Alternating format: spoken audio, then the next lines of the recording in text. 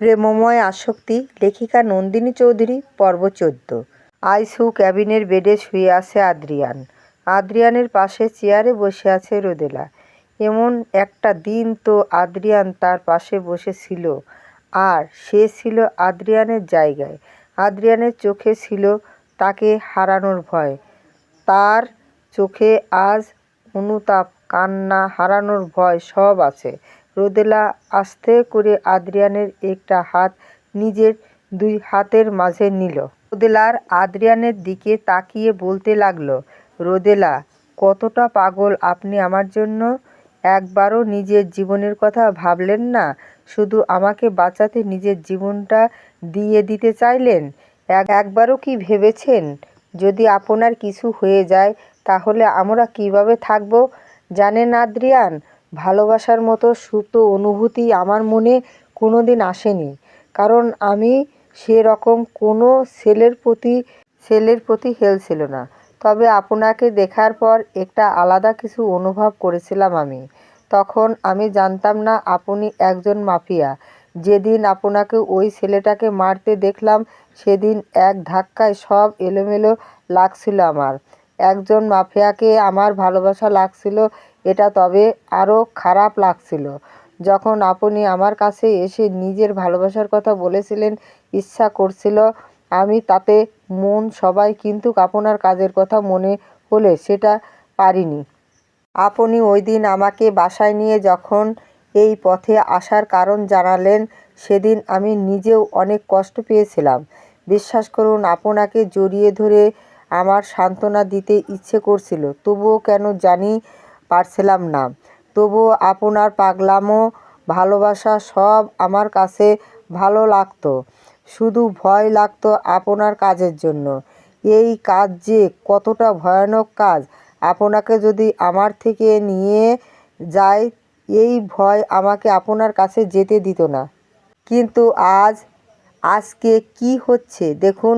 সেই আপনি আমাকে একা রেখে যাওয়ার ফন্দি আঁটছেন।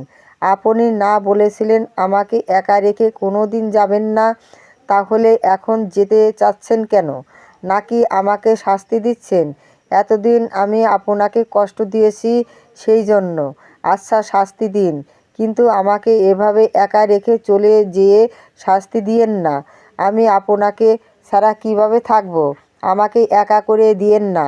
আমি থাকতে পারবো না আপনাকে ছাড়া। আপনি কিন্তু প্রমিস করেছিলেন আমাকে একা রেখে যাবেন না, আমাকে আগলে রাখবেন। আমি ভালোবাসি আপনাকে। আমি আপনাকে ছাড়া থাকতে পারবো না। হ্যাঁ আদ্রিয়ান, আমি ভালোবাসি আপনাকে। ফিরে আসুন। আপনার রোদেলা আপনার জন্য অপেক্ষা করছে দেখুন। রোদেলা কান্না করে দেয়, কথাগুলো বলতে বলতে থাকে। একজন নার্স এসে রোদেলা বাহিরে যেতে বলে। আরাব এসে রোদেলাকে বাহিরে নিয়ে যায়। রাফসান হাসপাতালে এসেছে। সে এসে সব শুনে অবাক আর কষ্ট দুটোই পেয়েছে। রাফসান রোদেলাকে নিয়ে যেতে চাইলে রোদেলা জানায় যে যাবে না। তাই রাফসান মুন, রুবা আর কাসুকে নিয়ে গেল হাসপাতালে। আরাব, রোদেলা, সাইমন, জন থেকে গেল। আদ্রিত হাসপাতালে থেকে মাত্র বাসায় আসলো। এয়ারপোর্ট থেকে সোজা হাসপাতালে গেছিল। সে আরাব কল দিয়ে জানিয়েছিল একটা ইমার্জেন্সি আছে, তাই সোজা এয়ারপোর্ট থেকে হাসপাতালে গেছে। আদ্রিতা বাসায় এসে সোফায় বসলো। সার্ভেন্টসকে ডেকে এক গ্লাস পানি চাইলো। সার্ভেন্ট এসে তাকে পানি দিয়ে গেল। আদ্রিতা পানি খাচ্ছে, তখন একজন লোক সিঁড়ি দিয়ে নেমে আসলো আর আদ্রিয়ানকে বলল, মিস্টার আশরাফ, অবশেষে বাবার প্রতি রাগ কমলো তাহলে? আদ্রিতা পানি রেখে লোকটার দিকে তাকিয়ে বলল, আদ্রিতা, রাগ কমা বাড়ার কিছু নেই। আমার ইচ্ছা হয়েছে তাই এসেছি, আবার ইচ্ছা হলে চলে যাব। মিস্টার আশরাফ, আমার প্রতি তোমার এত রাগ কেন? তুমি আজ পর্যন্ত আমাকে একবারের জন্য বাবা বলে ডাকোনি। কিসের রাগ তোমার আমার প্রতি? আদ্রিতা, আপনি ভুলে গেলেও আমি ভুলব না। মিস্টার খান, আপনি আমার মাকে আমার থেকে আলাদা করেছেন, আমার ভাইয়াকে আমার থেকে আলাদা করেছেন, আমার মাকে আমার চোখের সামনে মেরে ফেলেছেন।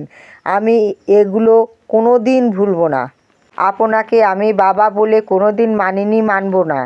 যে বাবা জন্মের পর কোনো দিন এসে একটা খোঁজ নেয়নি, যে বাবা একজন স্ত্রীকে সম্মান ভালোবাসা দেয়নি, যে বাবা তার বড় সন্তানকে অবহেলা করেছে, তার মতো বাবা থাকার থেকে না থাকাই ভালো।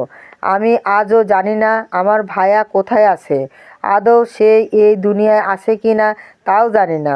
আমি আপনাকে কোনো দিন ক্ষমা করব না। আর একটা কথা, আমি আগামীকাল আমার বাসায় উঠব।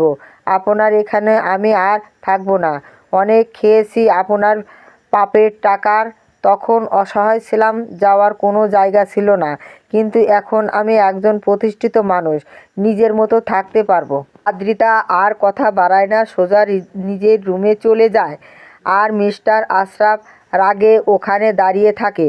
আদ্রিতা নিজের রুমে এসে শাওয়ার নিয়ে ওয়াশরুমে যায়।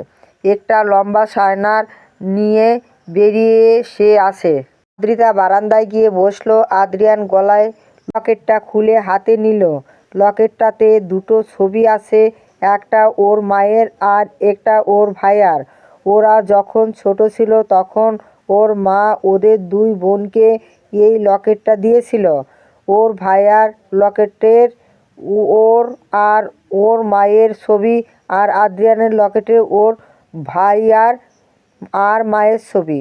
আর ওদের মায়ের কাছে যেই লকেটটা ছিল সেটাই ওদের দুই ভাই বোনের ছবি ছিল।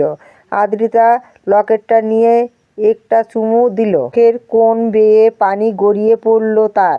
আদ্রিতা বিড়বিড় করে বলতে লাগলো, আদ্রিতা তুমি কোথায় আছো ভাইয়া?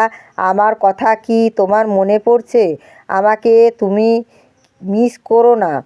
তুমি থাকতে তো আমাকে কত জ্বালাতে, কত খেলতাম আমরা। ভাইয়া এমন কেন হলো আমাদের সাথে? সব এলোমেলো করে দিল লোকটা। আমি কোনো দিন তাকে মাফ করব না, কোনো দিন না। আদ্রিতা উঠে রুমে আসলো। তখন ওর ফোনে কল দেয় হাসপাতালের নার্স। তাকে কল করে জানিয়েছে আদ্রিয়ান কিছুটা রেসপন্স নিচ্ছে। আদ্রিতা সেটা শুনে বলে সকাল পর্যন্ত দেখতে। কল কেটে আদ্রিতা আদ্রিয়ানের কথা ভাবতে লাগলো।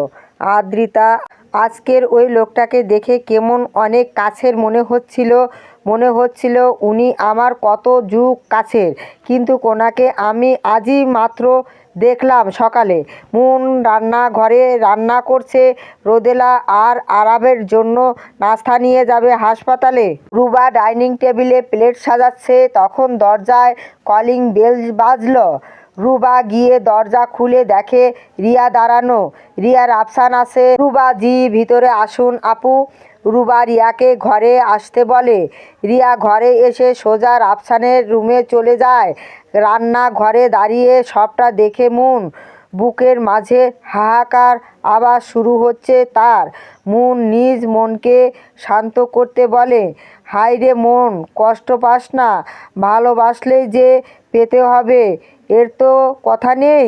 থাক না কিছু ভালোবাসা আড়ালে, থাক না কিছু চাওয়া অপূর্ণ।